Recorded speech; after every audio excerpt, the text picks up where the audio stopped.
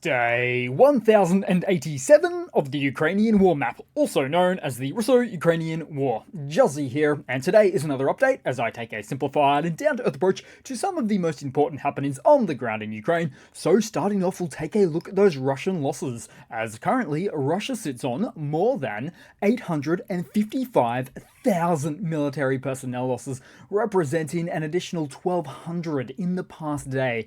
Then as for hardware losses, 17 tanks, 61 APVs, a whopping 81 artillery and 3 air defense systems, and another strike on a refinery. We also saw an above average elimination of soft targets amounting to 156 for the day. And given there's 1,600 kilometers of front lines, or about 1,000 miles, it realistically means that only one truck or one Buhanka van or one Russian Lada Niva civilian vehicle is getting destroyed per every 6 or 7 miles over the past 24 hours. They're okay numbers, but there's incredible room for growth on this metric, especially given that Russia may increasingly need to become a civilian vehicle army. Then to a brief weekly look at the territory of control stats, where in the lead up to potentially seeing ceasefire and or peace negotiations, it's been an underwhelming past 7 days on the map when it comes to Russia strengthening their position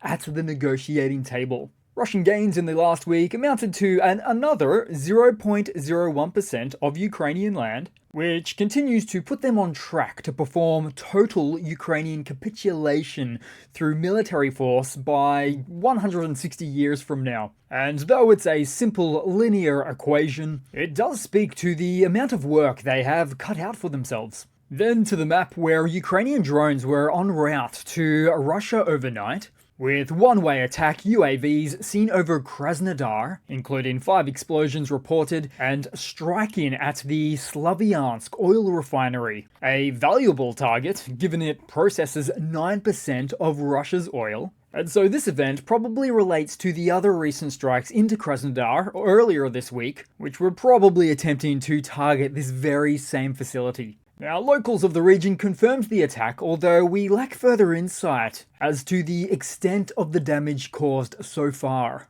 Then, what appears to be in a similar vein, further north in Smolensk, as an oil facility, a Lukoil facility, was also noted as being targeted. Unfortunately, very little information to go on right now regarding this latest event. But moving on to where the seriousness of events cannot be understated, as we move to Chernobyl specifically, as after one of Russia's drone strikes, well, one of their UAVs ended up in something called the new safe confinement structure of Reactor 4 of the Chernobyl nuclear power plant. And this is the very confinement structure designed to contain radiation dust, particles, and the like. So this latest event, symbolic and reckless, reflects Moscow's blatant disregard for nuclear safety, especially horrible timing as well, given that the world is ramping up for peace negotiations for the Russo-Ukrainian War.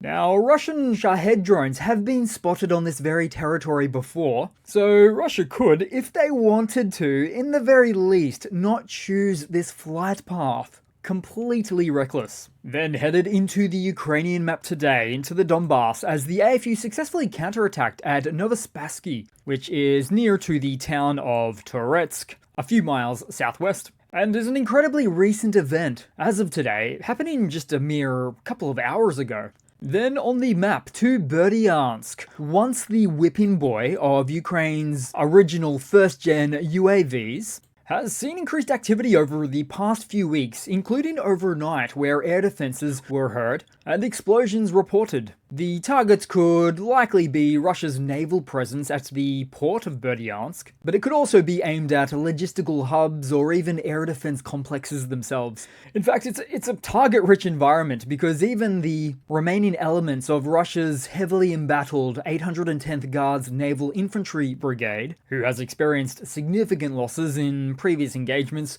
holds a presence here. Then shooting across to Odessa, where in follow-up to yesterday, where Russian kamikaze drones performed strikes over the port of Reni, located on the Danube River, where it seemed the Russian MOD decided to try their hand again at enforcing their pullout from the former grain deal some time ago. And it's a location that's so brazenly close to the intersecting point between three countries, those being Ukraine, Moldova, and Romania, where from this event, one such Russian drone crossed the Moldovan border and exploded. Moldovan President Maya Sandu was quick on the case and showed the way as she summoned the Russian ambassador, making Oleg Ozerov personally take a look at the remaining pieces of the wreckage that crossed into their territory. Naturally, the Russian ambassador denied the Russian cause of the event and insisted the evidence was insufficient and called for additional investigations. But what is difficult to deny on face value is how the Russian ambassador's mouth visibly dropped at first glance of the drone's remains, as if the reality of the situation was almost like a literal smack into his face. Then also on the map, taking a look around, so more civilian cars, Ladas, and what have you in action, deployed by the Russian forces, with these examples seen near Aspenivka of Donetsk, all targeted by the AFU. Now, a lot of these vehicles are pickup trucks, but a lot of them only look like pickup trucks too. That's because many of these vehicles have the back half of their steel construction cut out of them in order to create a back tray for Russian troop hop-in, hop-out convenience.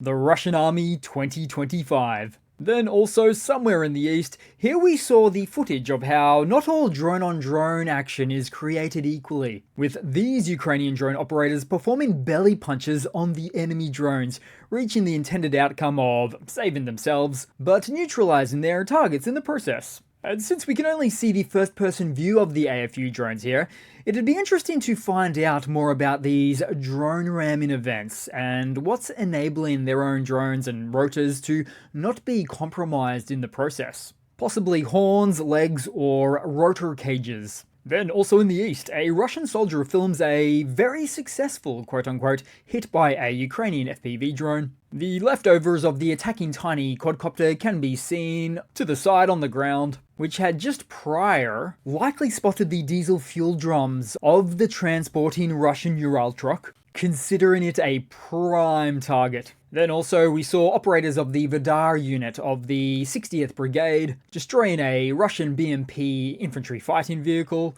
and Zed really marked the spot for this one.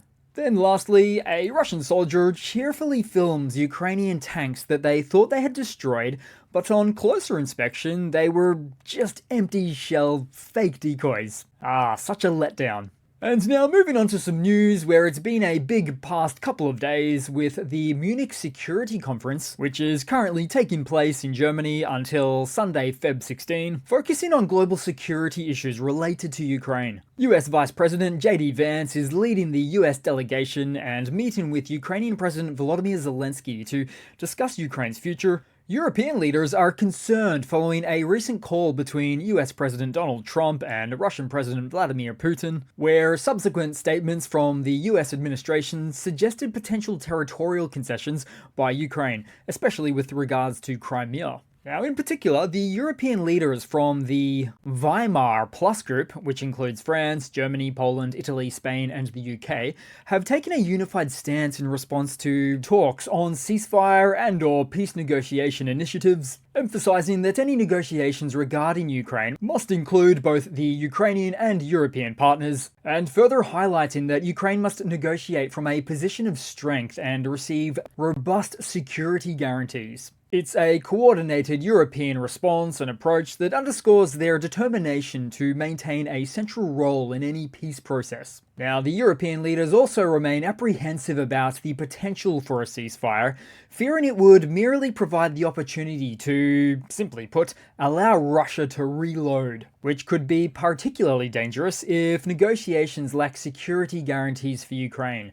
These guarantees could take the form of French troops in Ukraine, or more realistically, a neutral deployment of OSCE personnel to help monitor the situation at the borders. Now, as for the recent call between Zelensky and Trump, Zelensky characterized the call as positive, and where he reportedly told Trump, quote, "Putin is afraid of you," and was reported to have also said that Putin is only pretending to feign interest in peace negotiations. And so, as for peace talks, and from a further European angle, former Estonian PM Kaja Kallas, who is now the High Representative of the European Union for Foreign Affairs and Security Policy, announced on the matter of peace talks that nothing should be taken off the table before negotiations have even started, referring to Ukrainian territorial concessions or giving in to Putin's demands before the official negotiations commence. She also said of the matter that Europe will back Ukraine with respect to their own decisions on sovereignty. Then on the German front, Chancellor Olaf Scholz urged the Bundestag, which is the German federal parliament,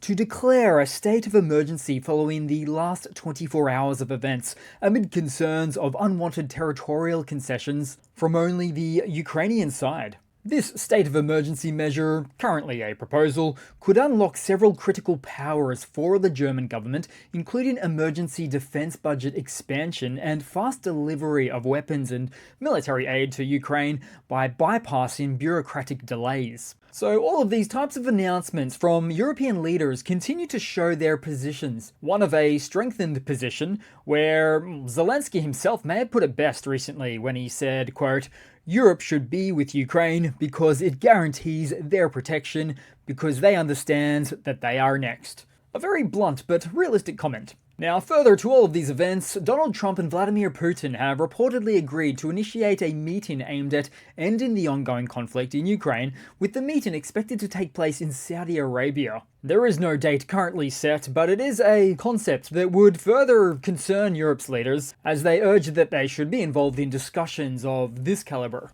Now, moving on for now, and in amongst all of the recent geopolitical news we're coming across leading into that 3-day Munich security conference, various countries have announced further defense aid packages to Ukraine, including Norway announcing another 100 million euros of a defense package focused on air defense capabilities. Also, Germany's Helsing drone manufacturer announced the sending of 6,000 HX-2 drones to Ukraine, up 2,000 more from the previous commitment announced in December time, where the company stated they can now produce 1,000 of these drones per month at their South Germany facility. The drones boast a range of 100 kilometers, 62 miles, and a speed of 220 kilometers, or about 137 miles per hour. And the platform's design does draw parallels to the Russian Lancet drone, but does have over twice the range. Although more than that, their standout feature is the onboard artificial intelligence that enables it to identify and engage targets even amid electronic warfare, making it autonomous and resistant to jamming, becoming a formidable asset to strike deeper behind enemy lines. Then from the UK, that has unveiled the Gravehawk, a surface-to-air missile system for Ukraine. This innovative defense solution, developed in just 18 months, repurposes Soviet R-73 air-to-air missiles to target drones and cruise missiles. Housed in a standard shipping container, Gravehawk can rapidly be deployed on a truck with its containerized configuration, enhancing its battlefield mobility. Each system costs a remarkably low £1 million, with Denmark covering half of the expense. Ukraine will receive 17 units, and noting that Ukraine also has a great deal of access to the Soviet R-73 missiles, which you may remember were recently deployed from an unmanned naval vessel operated by the AFU, successfully taking down a Russian helicopter in the Black Sea. Then headed across to another Russian military mobilization blunder of a sort, as dozens of coffins have been found in a landfill in the Novosibirsk region of Russia. According to local residents, this is not the first time they have come across such findings. This time, 10 coffins were spotted, and one local said of it, there was nothing in the coffins themselves, of course, though the boxes were marked with the names of the deceased. However, the names on the coffins had been since crossed out. So what is going on here? Empty coffins with crossed out names being thrown out, and done so repeatedly. Most likely, someone got paid for the empty coffins, usually some sort of Russian corruption, but more specifically, as far as the Russian MOD is concerned, if they officially list a fallen Russian soldier of the SMO instead as missing, AWOL, or pretty much anything but listing them as being KIA, it simply means no body, no compensation. So for this event, it would seem they changed some internal documents at the last moment as a fraudulent cost-saving measure, completely lacking in any sort of compassion in the process. Then headed across to a quick and very timely funny to round off the day with today, guys. So here we go. We've come across what's said to be some Moscovian preparations for St. Valentine's Day. Just wow. What sort of sacrificial acts have taken place in that rustin and original edition Soviet bathtub?